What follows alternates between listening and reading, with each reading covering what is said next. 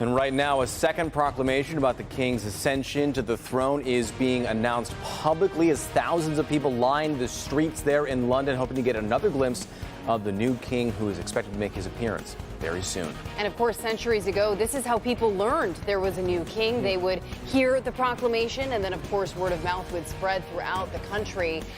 The clock there striking noon in London. The second of 10 days of mourning is underway ahead of the Queen's funeral. Her coffin will be brought to London, possibly today, where she'll lie in state before a funeral at Westminster Abbey. Live from downtown Detroit, Local 4 News starts right now. Good morning. It's 7 o'clock. I'm Grant Herms. And I'm Priya Mann. Thanks for joining us for Local 4 News today. We have a busy start to the day today. We do. We begin our hour with the historic ceremony many of you watched earlier this morning right here on Local 4. And that's right. Charles III was officially proclaimed king. Take a look at the video coming into us this morning. The ancient ceremony took place at St. James Palace in London. It was a rare meeting of Great Britain's Accession Council. This is the first time in history that it has been televised. I, Charles III, by the grace of God of the United Kingdom of Great Britain and Northern Ireland, and of my other realms and territories, King, Defender of the Faith, do faithfully promise and swear that I shall inviolably maintain and preserve the settlement of the true Protestant religion, as established by the laws made in Scotland in prosecution of the claim of right, and particularly by an act intituled An Act for Securing the Protestant Religion and Presbyterian Church Government, and by the acts passed in the Parliament of both kingdoms for union of the two kingdoms, together with the government, worship, discipline, rights and privileges of the Church of Scotland. So help me God. And afterward, he signed two documents confirming the oath was taken. That was followed by witnesses signing. Britain remains in mourning following the death of Queen Elizabeth. Our Kimberly Gill will be traveling to London this week and will have live reports. We have a lot more on King Charles, Queen Elizabeth, and the royal family, all on clickondetroit.com. And let's get our first check of the weather and especially what tailgaters can expect at the Michigan State game. That's right. We are talking about the Spartans. They play at 4. The Wolverines have a night game tonight. Brian, will fans need to bring their umbrellas? And Priya, I do think we may need that umbrella from time to time as we head throughout the day. Tower Cam, a dry start with a little bit of sunshine over downtown Detroit and a little bit of an orange glow as we head towards sunrise this morning. It is a comfortable start. Most everyone into the 50s and 60s out the door this morning. 65 right now here in Detroit, 57 in Ann Arbor, as well as over in Port Huron, and 61 heading out the door early this morning as you're working over into Adrian. 50s well off to the north, 58 right now Sandusky, as well as in Lapeer, 60 in Pontiac, and 64 this morning as you're heading out the door over in Howell. We have kept a little bit of cloud cover overnight last night into early this morning after all the sunshine and nice weather we had to the end of the week. Grab that umbrella just in case if you're heading out to the Michigan game. Hawaii versus Michigan, that 8 o'clock kickoff. We're into the low 80s by 6 o'clock this evening with isolated showers for most of the evening, 70s by 11 o'clock tonight. Much more on the weekend, rain and a few storms on the way. Your full forewarned forecast coming up in just a few minutes. All right, thank you, Brian. Time now is 7:05, and the other big story this morning is the latest twist on the deadliest drug threat in America. It's called rainbow fentanyl. It's now showing up in southeast Michigan and being marketed to children and teens. Our Megan Woods has details on what you need to watch out for. The DEA is calling this an emerging trend. They say they've already seized some of it here in southeast Michigan, and their biggest concern is it looks like this candy. These are sweet tarts, and to an average adult, they can tell the difference, but what about a child?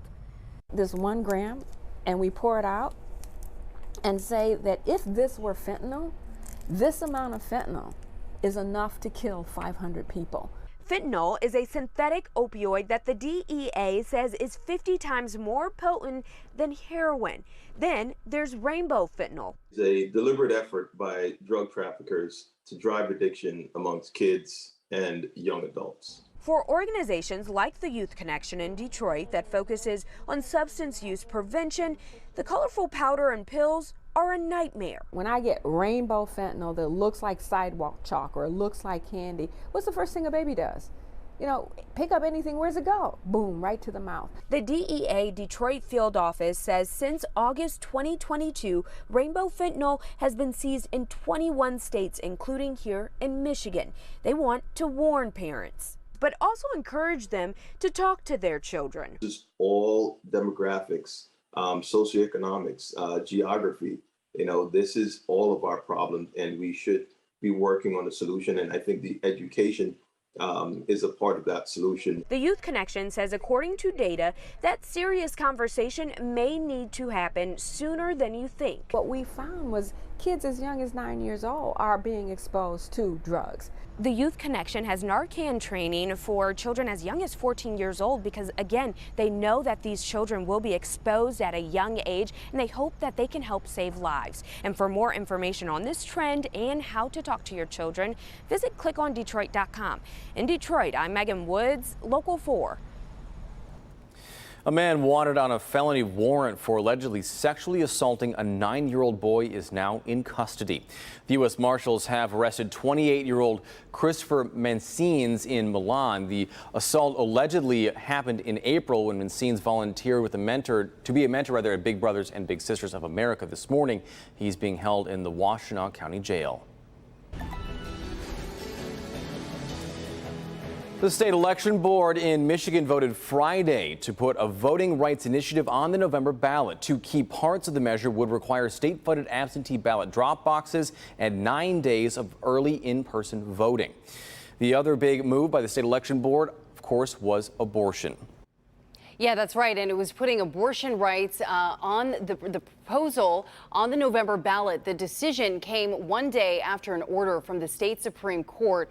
The board deadlocked last night with Republican members siding with opponents who said the petition had improper spacing between certain words. The Michigan Supreme Court Chief Justice said the words were legible and in correct order.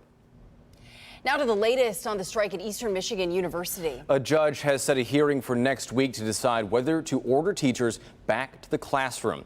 In the meantime, students aren't sure if a teacher will be there when they even go to class. The professors went on strike Wednesday, saying that salary and health insurance were two of their biggest concerns. The university asked a judge to end the strike, but that request was denied. We are ecstatic. We were pretty down yesterday because we've been fighting so hard. It kind of gave us a new life. We're saying, hey, people are hearing us, that we have a reason for doing this. We don't want to be out here. Well, we're disappointed. We know our students are being impacted, and they're being impacted significantly. We hear from them. They are contacting us regularly, telling us, settle this thing. We need to be back in the classroom. We want our education to continue. And they want to be back in the classroom, and we want them back in the classroom. The hearing is set for Friday at 9 a.m.